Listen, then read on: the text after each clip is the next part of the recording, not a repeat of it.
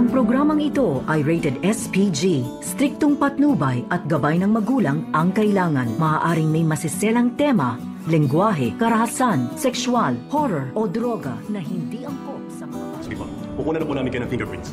Sumunod po kayo sa akin. Narito na nga ang ating pagkabangan ngayong Biyernes sa abot kamay na pangarap. Wala nang antakas itong si Zoe nang sabihin ng mga pulis na kinakailangan na nga sumama ni Zoe upang muna na nga siya ng fingerprint. At dito naman na sumama itong si Zoe at tila kinakabahan naman itong si Moira dahil sa hindi niya inaasahan na hinawakan pala ni Zoe itong medical supplies na ginamit niya dito kay Don Pepe at pati na rin itong si Doc Carlos Benitez.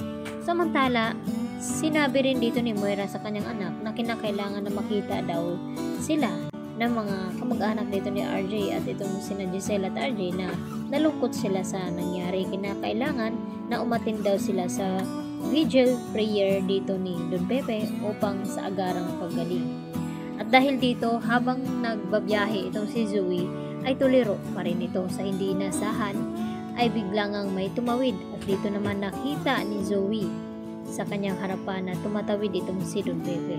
Dahil dito, talaga namang sisirain ang imahe ni Zoe o baka masisiraan ito ng bait dahil sa hindi niya makakayanan ang konsensya na ginawa niya dito kay Don Pepe na kung bakit naghihirap at nakumatos ngayon itong lolo ni Annalyn at ni Zoe dahil sa sikreto nga na patuloy pa rin na pinagtakpan dito ni Zoe at Moira.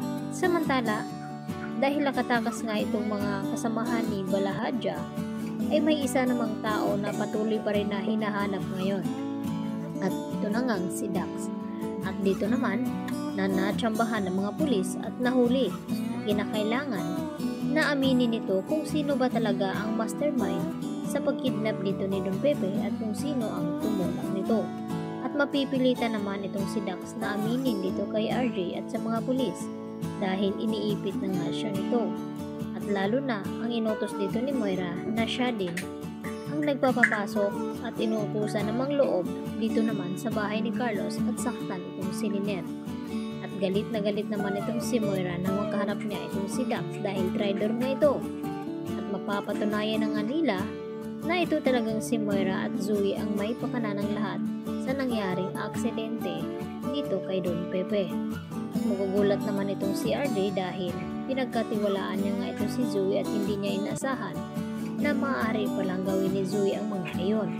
Dahil tama nga ang sinabi dito ni Giselle na kahit anong bait ni Zoe ay talaga namang kaya niyang protektahan itong kanyang ina gaya ng ginawa ni Zoe noon nung nangyaring ng aksidente dito ni RJ na nagawa niyang itago itong hard drive ng CCTV footage upang malaman nga nila RJ na kung sino ba talaga ang tumulak sa kanya.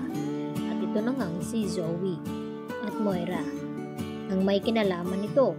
Kaya tila nagdududa na rin itong si RJ ngayon dahil sa mga sinasabi nga dito ni Giselle na baka may kinalaman talaga itong kanyang anak-anakan. Lalo pat hindi pa rin nila alam na itong si Zoe ay hindi talaga tunay na anak dito ni RJ dahil mapahanggang ngayon ay hindi pa rin nakakabalik ang mga alaala ni RJ.